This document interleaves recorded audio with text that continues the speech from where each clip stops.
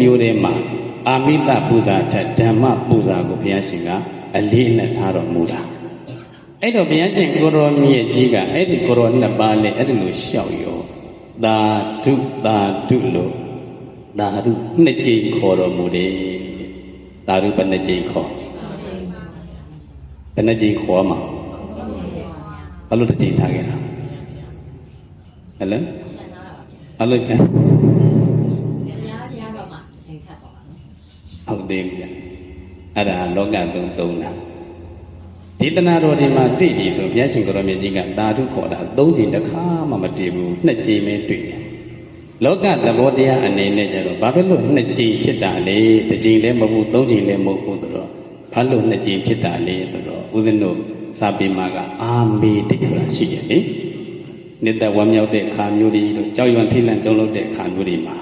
တခွန်းနဲ့ပြောရမှာကိုနှစ်ခါတခါမိနဲ့လေဘယ်လိုမျိုးပေါ့မိလောင်တဲ့ခါမှာမိဟာဟုတ်လိုက်တာ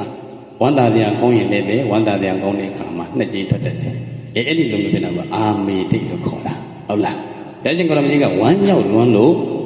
သာဓုလို့ထွက်တော်မူသွားတာဒါကိုပြောတာနော်အဲကြောင့်သာဓုလို့နှစ်ကြိမ်ခေါ်တော်မူတယ်ဒီနေရာမှာလည်းသာဓုရဲ့အတိတ်ပဲကလေးကိုမှတ်တာသာဓုဆိုတာဘာအတိတ်ပဲရှိတယ်လဲလို့မေးရင်ကောင်းလီစွာလို့အတိတ်ပဲမထွက်ဘူးလားအဲကြောင့်ဘုရားရှင်ကိုရောမြတ်ကြီးကဒီကိုရောနှစ်ပါးဟာငါဘုရားရှင်ကိုရောမြတ်ကြီးကိုငါဘုရားရှင်ကိုရောမြတ်ကြီးပြိဋိဘံမဆန်ခင်မှာတရားနဲ့ပူဇော်ကြတာဖြစ်တဲ့အတွက်ကောင်းလိုက်တာကွာ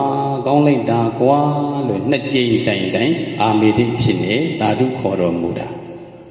အဲကြောင့်ဒီတပည့်ရှင်းပွင့်တဲ့အခါမှာကျတော့သာဓုသည်တက္ကထပရတ္ထံသာဒေတိတိသာဓုတက္ကထပရတ္ထံမိမိအကျိုးသူတော်ဘာအကျိုးအဲ့ဒီအနှမျိုးတို့ကိုသာတိတိပြီးဆုံးစေနိုင်စွမ်းရှိ၏ဣတိတို့ကြောင့်သာဓုလို့ခေါ်တယ်အဲ့ဒီသာဓုရဲ့အတိတ်ပဲသိမြစ်လိုက်ပါဆိုရင်မိမိအကျိုးသူတော်ဘာအကျိုးအဲ့ဒီနှစ်မျိုးကိုပြီးဆုံးစေတတ်တဲ့လုပ်ငန်းမျိုးကိုသာဓုလို့ခေါ်တယ်ကဲစောင်းပုဂ္ဂလိလိုက်ဆိုကြည့်မယ်မိမိအကျိုးသူ့အကျိုးနှစ်မျိုးပြီးစေသာဓုပေ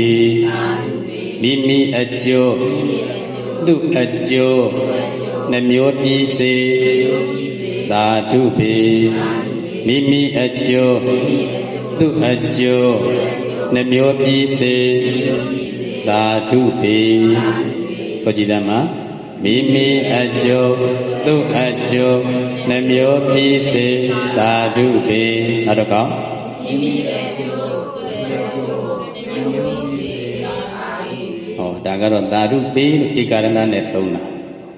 ဒါမှမဟုတ်လို့ရှိရင်မိမိအကျိုးသူ့အကျိုးနှမျိုးပြီးသည်သာဓုမြည်လို့ရတာဟုတ်လားမိမိအကျိုးသူအကျိုးနှမျိုးပြီးသည်သာဓုမြည်တယ်ပေါ့သာဓုအတိတ်ပဲပြောပါဆိုရင်ကိုယ်အကျိုးကိုလည်းပြည်ဆုံးစေနိုင်တယ်ကိုယ်အကြောင်းပြုပြီးတော့မှဝမ်းမြောက်မှုမောသာဓုခေါ်ကြတဲ့ပုဂ္ဂိုလ်များရဲ့အကျိုးတွေလည်းပဲပြည်ဆုံးစေနိုင်တယ်ဟုတ်လားအလူရှင်ပုဂ္ဂိုလ်များရဲ့အကျိုးကိုလည်းပြည်ဆုံးစေနိုင်တယ်အလူရှင်ကအမြတ်တမ်းပြည့်ဝတဲ့အခါမှာဝမ်းမြောက်မှုမောသာဓုခေါ်သူများရဲ့အကျိုးကိုလည်းပြည်ဆုံးစေနိုင်တယ်အဲ့ဒီနှစ်ဦးနှစ်ဖက်သာအကျိုးတရားကိုပြည်ဆုံးစေနိုင်တဲ့အနေထားကိုသာဓုလို့ခေါ်တာအဲကြောင့်ဘုရားရှင်ကိုရောမြတ်ကြီးကသာဓုလို့နှစ်ကြိမ်တိုင်ခေါ်တော်မူပြီးတော့မှဆက်လက်ပြီးတော့မိတ်တယ်။နာယိဘိကဝေမာလာကန္တာရိပူဇင်တာပိမံပူဇန္နကရွန်တိနာမဘိကဝေတန်တရားဤလာမည်ဖြင့်ကိုမြောတွေ့ရှင်ညာဩจิตတတိจิตသမီးတို့ဘင်္ဂဗျာရှင်ကိုရောမြတ်တိကိုမာလာကန္တာရိပန်းနန္တာသတိရနှင့်ပူဇင်တာပိပူဇော်နေကြပါတော်လည်းပဲမန္နပူဇံကရွန်တိနာမငါဘုရားရှင်ကိုရောမြတ်ကြီးကိုပူဇော်ခြင်းအစ်စ်လို့ငါဘုရားရှင်မတတ်မှတ်ဘူးတဲ့ငါဘုရားရှင်ရဲ့အနီးနားမှာကပ်ပြီးတော့အာမိတပူဇာတွေနဲ့ဘယ်လောက်ပဲပူဇော်တယ်ပြောတဲ့ငါဘုရားရှင်ကတော့ပူဇော်နည်းအစ်စ်လို့မတတ်မှတ်ဘူးတဲ့ဒါရိုက်ပြောရင်တော့ဗဟိတပစ္စည်းနဲ့ပူဇော်တာကိုဘုရားရှင်ကိုယ်တော်မြတ်ကြီးကပူဇော်နည်းအစ်စ်လို့မတတ်မှတ်ဘူးမပူဇော်နဲ့တော့မမိန်ဘူးနော်ဒီနေရာမှာလည်းစကားလုံးတွေရှုပ်သွားတယ်လေအာမိတပူဇာနဲ့မပူဇော်ရဘူးလို့မမိန်ဘူးအာမိတပူဇာနဲ့ပူဇော်ခြင်းထက်ဘုရားရှင်ကဓမ္မနဲ့ပူဇော်တာကိုလိုလားတာ။ဘာနဲ့ပူဇော်တာ?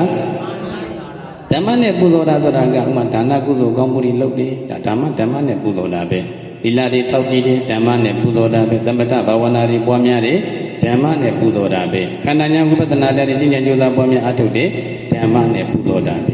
ကိုယ်တန်တန်မှာငြိမ်းအေးစေကြောင်းတရားဓမ္မတွေကိုယ်တန်တန်ကင်းအောင်လုပ်တယ်ဆိုရင်အဲ့ဒါဘုရားရှင်ကိုရောမြတ်ကြီးကိုဓမ္မနဲ့ပူဇော်တာပဲဘာနဲ့ပူဇော်တာဓမ္မနဲ့ပူဇော်တာဒါကြောင့်မလို့အာမိတနဲ့ပူဇော်ခြင်းတဲ့ဓမ္မနဲ့ပူဇော်တာကသာလျင်ဘုရားရှင်ကိုရောမြတ်ကြီးကအမျက်ဆုံးပဲလို့အဓိကအားဖြင့်မိန့်တော်မူတာဖြစ်ပါတယ်ဟုတ်လားဒါကြောင့်မလို့ဘုရားရှင်ကိုရောမြတ်ကြီးကအာမိတနဲ့ပူဇော်ခြင်းတဲ့ဓမ္မပူဇော်ဓမ္မနဲ့ပူဇော်တာဟာအဘုရားရှင်အလုံးအစုံပဲဆိုတဲ့တရားကိုယဟန်တော်များရဲ့ရှိမှမိန့်တော်မူတာအကြောင်းနာယိဘေကဝေမန္လာကန္တာရိပုသင်တာပိမံပူဇံကရွန်ဒီနာမဘေကဝေจิตာယဟန်တို့မင်္ဂဘုရားရှင်ကိုရောမြတ်ကြီးကိုမာလာကန္တာရိပဏ္ဏန္တာအဆရှိတဲ့အာမိတဝတ္ထုများနဲ့ပူဇင်တာပိပူဇော်နေကြပါတော်လည်းပဲမင်္ဂဘုရားရှင်ကိုရောမြတ်ကြီးကိုနာယိပူဇံကရွန်ဒီနာမပူဇော်ခြင်းအစစ်တော်ငါဘုရားရှင်မိန့်တော်မမူသေးဘူးဓမ္မနုဓမ္မပฏิပိသန္တာယိဝမပူဇံကရွန်ဒီနာမဓမ္မနုဓမ္မပฏิပိသန္တာယိဝငါဘုရားရှင်ကိုရောမြတ်ကြီးဟောပေါ်ညွှန်ပြဆိုဆုံးမတဲ့အတိုင်းလက်တွေ့ကြင်ကြံကြိုးစားပွားများအားထုတ်ခြင်းလို့ခေါ်တဲ့ဓမ္မနဲ့ပူဇော်ခြင်းကိုသာလေမင်္ဂဘုရားရှင်ကိုရောမြတ်ကြီးကိုပူဇံကရွန်ဒီနာမပူဇော်ခြင်းအစစ်လို့ငါဘုရားရှင်သတ်မှတ်တယ်တဲ့တရားနဲ့ပူဇော်မှာဘုရားရှင်ကိုပူဇော်ခြင်းအစစ်လို့ဘယ်သူကသတ်မှတ်တာဘုရားကသတ်မှတ်တာ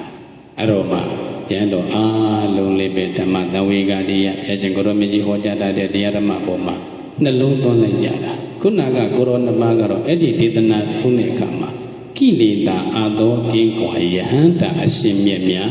ဖြစ်သွားကြတယ်တဲ့။ဘာဖြစ်သွားကြလဲ။ကိလေသာကင်းစင်ကွာတဲ့ယဟန္တာအရှင်မြတ်ဖြစ်ပြီးတော့မှသူတို့ပူဇော်ခြင်းနဲ့တရားနဲ့ပူဇော်ခွင့်ရသွားတယ်။ယနေ့ကိုရောမြတ်လည်းပဲပြည့်စုံကိုရောမြတ်ကြီးဟောကြားတော်မူတဲ့ဒေသနာတော်ကိုအစဉ်လျှောက်ပြီးတော့နာကြားလိုက်တာသောတာပန်တက္ကတာကံစသည်ကြည်သွားကြပါတယ်နော်။အဲကြောင့်မလို့ဘုရားရှင်ကိုရောမြတ်ကြီးလိုလားတာသည်အာမိတပူဇာထက်ဓမ္မနဲ့ပူဇော်တာသည်အလိုရှိတော့မမဟုတ်ဘူးလား။အဲကြောင့်ဘုရားရှင်ကိုရောမြတ်ကြီးလိုလားတော်မူတဲ့ဓမ္မနဲ့ပူဇော်ဖို့မတန်မှလိုအပ်ပါလေ။ဒါနဲ့ဆက်ဆက်ပြီးတော့ဒကမာကြီးဒေါခင်တောင်းဘဝတစ်ခုကထွက်ခွာသွားပြီ။ဒကမာကြီးမဆုံးသေးကာလတုန်းကဆုံးမခဲ့တဲ့သွန်သင်ခဲ့တဲ့ဩဝါဒတွေမရှိဘူးလား။အဲကြောင့်ဒကမာကြီးကိုကျေးဇူးဆက်ခြင်းနဲ့ဆိုရင်လည်းပဲအာမိတနဲ့ပူဇော်ခြင်းတဲ့ကျေးဇူးဆက်ခြင်းတဲ့ဒကမာကြီးလိုက်နာခဲ့တဲ့ကျင့်သုံးခဲ့တဲ့တရားတွေရှိတယ်။ဆုံးမခဲ့တဲ့သွန်သင်ခဲ့တဲ့ဩဝါဒတွေရှိတယ်။အဲ့ဒီအတိုင်းလိုက်နာမယ်ကျင့်သုံးမယ်ဆိုလို့ရှိရင်လည်းပဲဒကမာကြီးကိုကျေးဇူးဆက်တဲ့နေရာမှာအကောင်းဆုံးသောကျေးဇူးဆက်နည်းဖြစ်ပါလိမ့်မယ်။ဟုတ်ရဲ့လား။ဒကမာကြီးကညီညီပြီးလိုလားလို့ရှင်းကြံခဲ့တဲ့သာသမီတွေဆွေမျိုးမိသင်္ကာတွေညီညွတ်ကြမယ်ဆိုလို့ရှိရင်ဒကမာကြီးရဲ့ဆုံးမချက်အတိုင်းလိုက်နာကျင့်သုံးကြတာဖြစ်တဲ့အတွက်ကြောင့်မို့လို့ဒကမာကြီးကိုကျေးဇူးဆက်ရရောက်ပါတယ်ဟုတ်ပါလားအဲကြောင့်မို့လို့ဘုရားရှင်ကိုရောမြတ်ကြီးရဲ့မိန့်ကြားတော်မူချက်အတိုင်းပဲတတ္တဝါတိုင်းသည်ဘဝခန္ဓာရရှိခြင်းကြောင့်ဘဝတစ်ခုထွက်ခွာသွားရမှာဖြစ်ပါလေမထွက်ခွာခင်မှာအကောင်းသောခန္ဓာဉာဏ်ဝိပဿနာတရားဒီလက်တွေ့ကျင့်ကြံကြိုးစားပွားများအထောက်ခြင်းအပြင်ဘုရားရှင်ကိုရောမြတ်ကြီးကိုအကောင်းဆုံးပူဇော်နည်းဖြစ်အောင်ကျင့်ကြံကြိုးစားပွားများအားထုတ်နိုင်ကြပါလေလို့ဆုတောင်းမေတ္တာပို့ပြီးတော့မှတံဝေကလင်္ကာကျေးဇူးတော်ရှင်မင်္ဂလာတော်ဘုရားကြီးဟောကြားတော်မူခဲ့သောရေးသားတော်မူခဲ့သောတံဝေကလင်္ကာတရားကြီးနဲ့တရားတော်ကိုနှိကုံးချုပ်ပြပါမယ်ယုတ်နန္တမသင်္ခါရတို့ကိုကဤပုံဖြစ်လို့တုံးတဲ့တပုံစင်ွယ်သူတနေ့ဖြင့်ပေါ့လေတဆွာဓမ္မတာကိုပညာစက္ခုမျောထောက်ရှု၍ယခုပင်လျင်မအိုကင်ကကြိုတင်ကောင်းမှုကြိုးစားပြုလော့ယခုပင်လျင်မနာခင်ကကြိုတင်ကောင်းမှုကြိုးစားပြုလော့ယခုပင်လျင်မသေးခင်ကကြိုတင်ကောင်းမှုကြိုးစားပြုလော့ယတုချိန်တော်ဤခါရောက်မှချုပ်မြောက်ခန္ဓာပေလိန်ငါဟုတရဝကပင်ရှင်သေးမင်းနှင့်မိတ်သင်ပွေလျက်ချင်းအချက်ပင်တဇက်ကမမရှိကြဘူးအပမဒိနဘိကဝေသံပါတိထဘုရားစကားလိုက်နာပွားသည်တရားလက်မလွတ်ကြစေကုန်ရာတည်း